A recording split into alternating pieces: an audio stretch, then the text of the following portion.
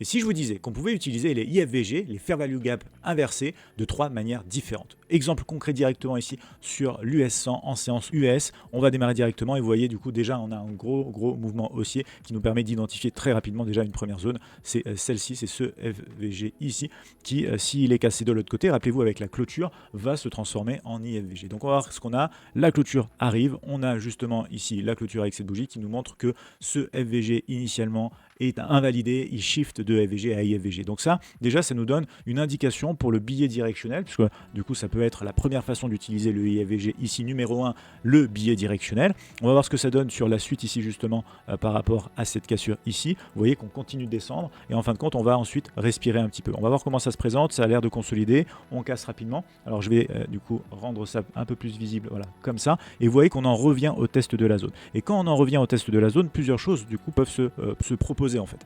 Soit on va l'utiliser pour trader directement, donc ce qui serait la manière numéro 2 d'utiliser un IFVG, puisque la manière numéro 1, c'est du coup un billet directionnel. Si on casse, on s'attend à plus de baisse. Ensuite, on va avoir la possibilité d'utiliser la zone pour trader. Donc, utiliser la zone pour trader, ça veut dire quoi? Ça veut dire par exemple sur un premier test ou un second test, hein, typiquement, on met le stop loss de l'autre côté, on met par exemple le TP sur le test du creux précédent et on voit ensuite comment ça va se passer. On va avancer un petit peu ici. Vous voyez que ça va hésiter, ça va retaper la zone, ça va même casser un petit peu la zone et on va finir ici ensuite par revenir, hésiter énormément. Donc là, je vais quand même dézoomer pour qu'on ait un suivi de la position ensemble ici. Et on va du coup ici hésiter, consolider, et on va finaliser du coup la target finale ici pour un ratio du coup par exemple à 1,77.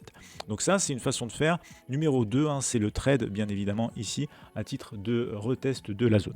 Et aussi bien quand on a la confirmation avec la bougie qui clôture en dessous ici du coup de la zone FVG, aussi bien ça nous marque un billet directionnel possible que de manière agressive, ça peut également être une première opportunité aussi. Donc ça souligne bien sûr aussi d'avoir un stop loss au-dessus du sommet et d'être un peu plus patient potentiellement, même si ici on fait un ratio 1 très rapidement, mais si on va aller chercher plus loin, il faudra être patient parce que c'était plus alors le principe d'un breakout que d'un trade en retracement. Donc là vous avez deux exemples avec le trade de breakout, le trade de retracement ici, les deux qui vont donner fonction de cet exemple sur un graphique M5 à l'Open américaine avec l'US 100.